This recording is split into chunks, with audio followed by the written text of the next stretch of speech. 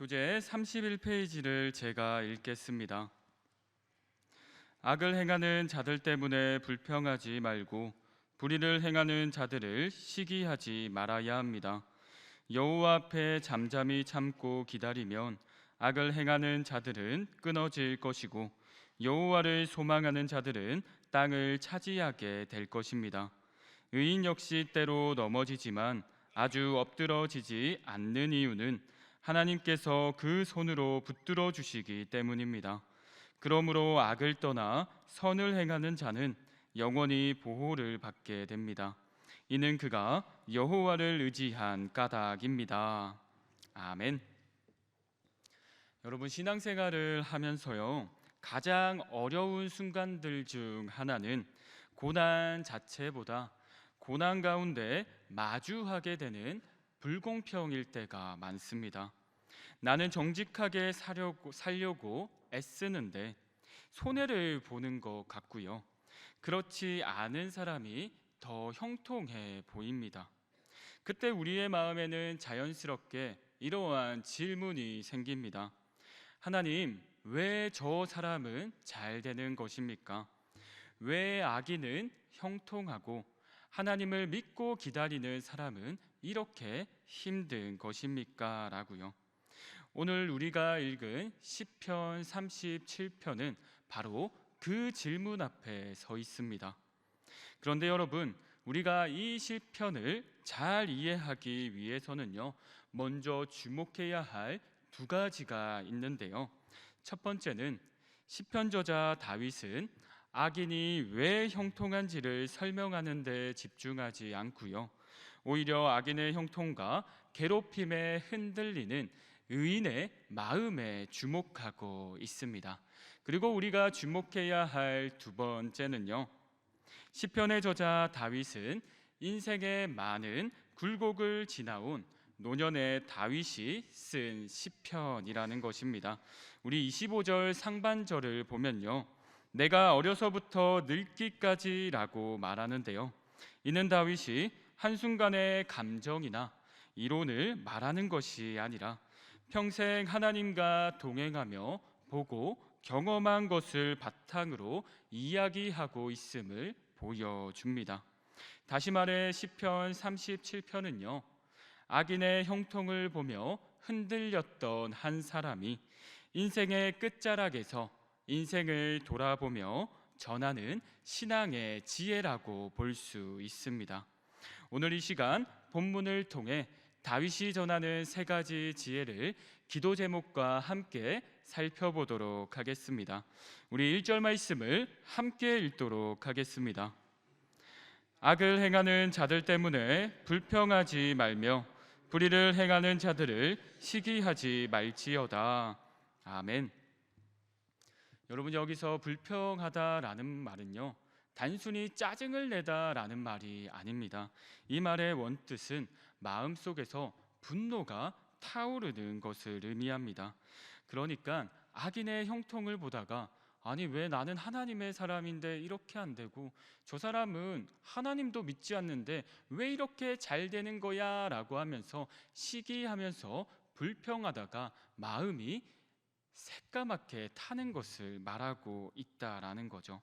그런데 여러분, 여기서 다윗은요, 단순히 그냥 참아라고 말하지 않습니다. 그 이유를 2절에서 이렇게 설명합니다. 우리 2절의 말씀을 함께 읽도록 하겠습니다. 그들은 풀과 같이 속히 배임을 당할 것이며 푸른 채소같이 세잔할 것이미로다. 아멘. 여러분, 다윗은 왜 하필 악인을 풀에 비유하는 것일까요? 이스라엘 지역은 우기와 건기로 나뉩니다. 우기 때는요, 풀이 그렇게 뿌리가 깊지 않아도 금방 잘 자라는 것처럼 보입니다. 그런데 건기가 되면요, 뿌리가 깊지 않은 풀은요, 금방 메마릅니다. 그리고 뿌리가 깊지 않은 풀은 쉽게 베이기도 합니다. 다윗은 악인도 이와 같다라는 것입니다. 지금은 그 많은 풀과 같이 푸르게 보이지만 그들의 끝은 나중에 되어서는요, 다 말라 비틀어져 버릴 것이다 라고 다윗은 말하고 있는 것이죠. 그렇다면 여기서 우리는 한 가지 질문이 또 생깁니다. 그렇다면 의인은 어떻게 살아가야 하는 것일까요? 그것에 대해서 다윗은 3절부터 7절까지 이렇게 말하고 있습니다. 제가 네 가지를 알려드리도록 하겠습니다. 첫 번째는 여호와를 의뢰하고 선을 행하라라고 말합니다. 두 번째는 여호와를 기뻐하라라고 말합니다. 세 번째는 내 길을 여호와께 맡기라고 말합니다. 네 번째는 여호와 앞에 잠잠하고 참고 기다리라라고 말합니다. 노년의 다윗은 악을 행하는 자들을 보며 불평하는 마음이 들 때 악인에게 주목하지 말고요, 누구에게 주목하라라고 말하고 있나요? 바로 하나님을 주목하면서 그 안에서 살아가라라고 말하고 있는 것입니다. 특히 5절의 말씀을 보면요, 내 길을 여호와께 맡기라라고 되어 있습니다. 이 맡기라의 원뜻은 굴리다라는 뜻인데요, 우리가 누구에게 굴리다라고 말하고 있죠? 바로 여호와께 굴리다라고 말하고 있습니다. 우리가 걱정하고 우리가 품고 있는 시기, 질투, 불평을 누구에게 굴리라고요? 바로 하나님께 굴려 보내라라고 말하고 있습니다. 그리고 7절에는 이렇게 말합니다. 잠잠히 여호와 앞에 참고 기다리라라고요. 여기서 기다림은요, 아무것도 하지 않는 포기를 말하지 않습니다. 하나님께서 일하실 것을 믿고 끝까지 신뢰하라라고 말하고 있는 것이죠. 그러나 여러분, 현실은 여전히 어렵습니다. 악인은 여전히 잘 되는 것 같고요, 의인은 여전히 손해를 보는 것 같습니다. 그래서 다윗은 마지막으로 다시 한번 악인의 결말을 우리에게 보여줍니다. 9절 말씀을 함께 읽도록 하겠습니다. 진실로 악을 행하는 자들은 끊어질 것이나 여호와를 소망하는 자들은 땅을 차지하리로다. 아멘. 다윗은 악인은 끊어지고요, 여호와를 소망하는 자들은 땅을 차지한다라고 말하고 있습니다. 여러분, 이거는 단순히 부동산을 말하는 것일까요? 아닙니다. 원뜻을 보게 되면 이거는 하나님께서 우리에게 약속하신 기업을 주겠다라고 말하고 있는 것입니다. 하나님의 나라를 선물로 주겠다라고 말하고 있는 것입니다. 쉽게 말해서 이것은요, 우리에게 최후 승리를 허락하겠다라고 말하고 있는 것이죠.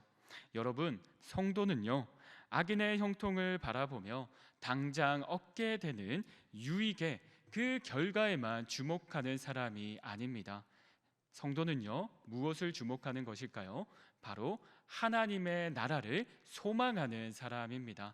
하나님의 약속을 붙잡고 오늘 하루 어떠한 일이 있더라도 주님 안에서 기뻐할 수 있는 사람입니다. 여러분, 오늘 하루 다른 것 붙잡지 마시고요, 악인의 형통 붙잡지 마시고요, 주님 붙잡고 하나님 나라를 붙잡으면서 살아가는 여기에 모인 모두 되기를 주님의 이름으로 축복합니다. 여기서 첫 번째 기도 제목입니다. 눈앞의 현실보다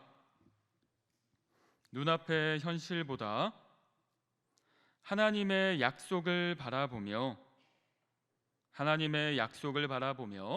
살아가게 하소서입니다. 눈앞의 현실보다 하나님의 약속을 바라보며 살아가게 하소서입니다.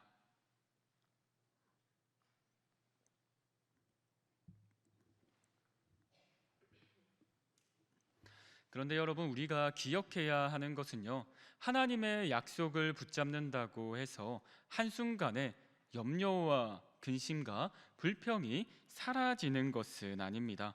시편 37편은 그렇지 않다라고 우리에게 말해 주는데요, 1절부터 11절까지의 말씀이 악인의 형통을 바라보며 흔들리는 의인의 마음을 주장했다면요, 12절부터는요, 악인이 하나님의 사람을 직접적으로 공격하는 현실을 말하고 있습니다.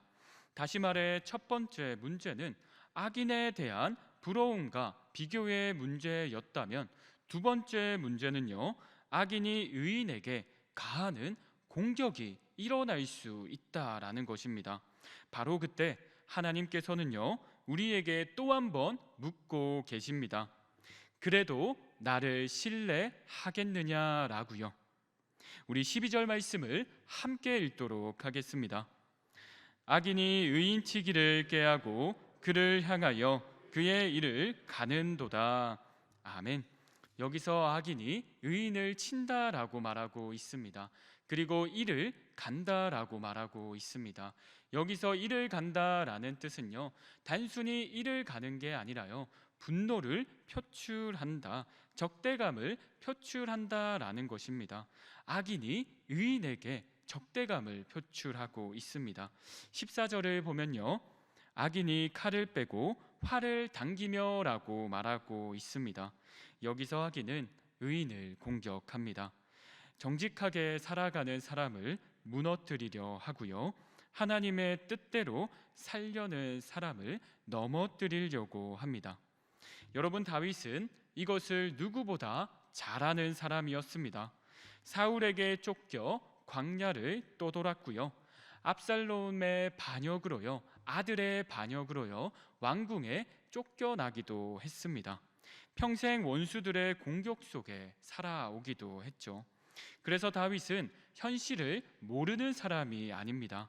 오히려 의인의 삶에 공격과 억울함이 있다는 사실을 너무나도 잘 알고 있는 사람이죠. 그런데 놀라운 것은 다윗이 악인의 공격보다 더 크게 보는 것이 있다라는 것입니다. 우리 24절의 말씀을 함께 읽도록 하겠습니다. 그는 넘어지나 아주 엎드러지지 아니함은 여호와께서 그의 손으로 붙드심이로다. 아멘. 여러분, 다윗은 의인이 공격받지 않는다고 말하지 않습니다. 오히려 넘어질 수 있다고 말하고 있습니다. 사람 때문에 상처받을 수 있다라고 말하고 있습니다. 그러나 노년의 다윗은요, 확신을 가지고 이렇게 말합니다. 그는 넘어지나 아주 엎드러지지 아니함은 여호와께서 그의 손으로 붙드심이로다라고요. 여러분, 악인들은요, 우리를 끊임없이 공격할 것입니다. 우리의 신앙생활을 비웃기도 할 것입니다. 야, 너는 하나님을 믿는데 그렇게 삶이 어려운 게 말이 되냐고 비난할 것입니다. 그럴 때 여러분, 흔들리지 마시기 바랍니다. 성경은 분명히 그러한 일이 있다라고 말하고 있습니다. 그러나 오늘 성경은요, 또 이렇게 말합니다. 그러한 일들이 있을 때 너희들이 그 말에 상처받아 넘어질 수 있으나 너의 손을 붙드시는 분이 있다. 그분이 누구라고요? 바로 하나님이시다라고 말하고 있습니다. 여러분, 악인의 형통함만 봐도 우리의 마음은 어렵습니다. 그런데 악인이 우리를 공격하면요, 마음이 어려운 것을 넘어서요, 많이 넘어지기도 합니다. 그리고 그 넘어지는 기간이 오래 되기도 하죠. 그러나 그때 여러분, 이 말씀을 기억하시기 바랍니다. 악인의 형통함, 악인의 공격은 있을 수 있습니다. 그러나 우리의 손을 붙들어 주시는 하나님도 있다는 사실을 기억하며 어떤 어려운 상황이 오더라도 끝까지 하나님을 신뢰하며 나아가는 여기에 모인 모두 되기를 주님의 이름으로 축복합니다. 여기서 두 번째 기도 제목입니다. 악인의 공격과 삶의 어려움 속에서도, 악인의 공격과 삶의 어려움 속에서도 우리를 붙드시는 하나님만 신뢰하게 하소서입니다. 악인의 공격과 삶의 어려움 속에서도 우리를 붙드시는 하나님만 신뢰하게 하소서입니다.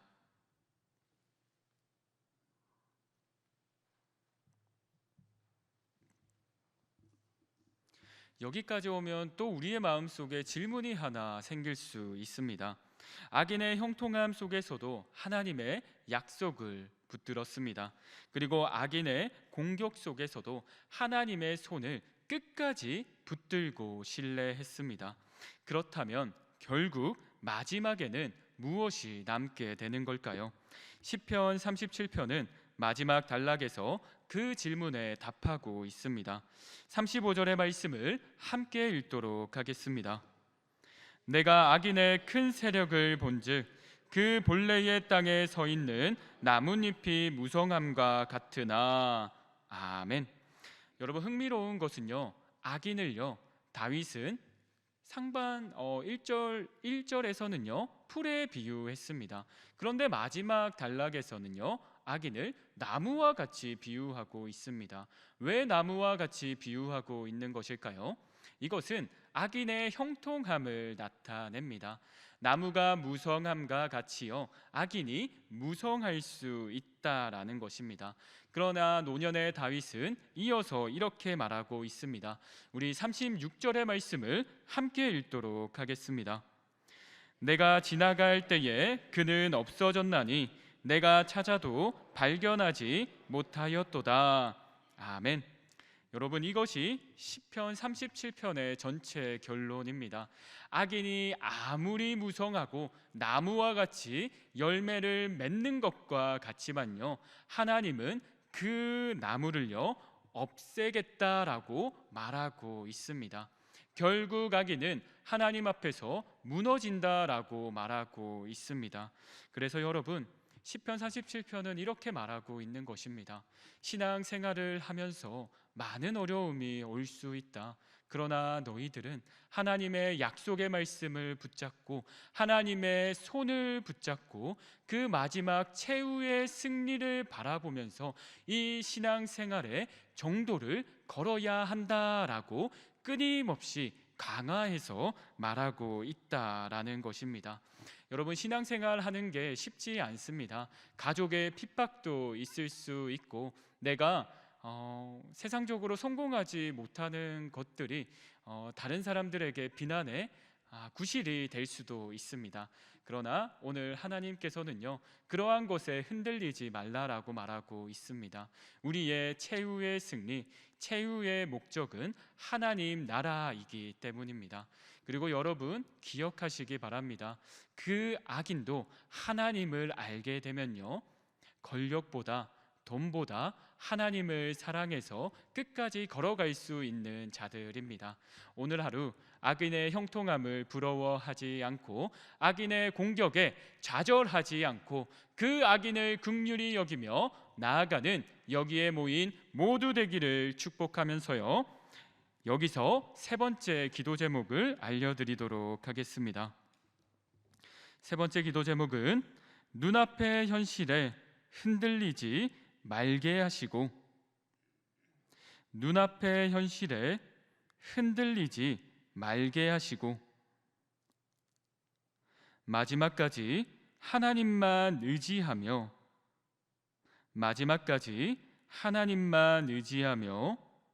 살아가게 하소서입니다. 눈앞의 현실에 흔들리지 말게 하시고 마지막까지 하나님만 의지하며 살아가게 하소서입니다. 이제 오늘의 말씀을 놓고 기도하도록 하겠습니다. 첫 번째 기도 제목은요 눈앞의 현실보다 하나님의 약속을 바라보며 살아가게 하소서입니다. 두 번째 기도 제목은 악인의 공격과 삶의 어려움 속에서도 우리를 붙드시는 하나님만 신뢰하게 하소서입니다. 세 번째 기도 제목은 눈앞의 현실에 흔들리지 말게 하시고 마지막까지 하나님만 의지하며 살아가게 하소서입니다. 이어서 위임 목사님의 안식월 영구월 일정 가운데 영육간의 강건함을 위해서 기도해 주시기 바랍니다.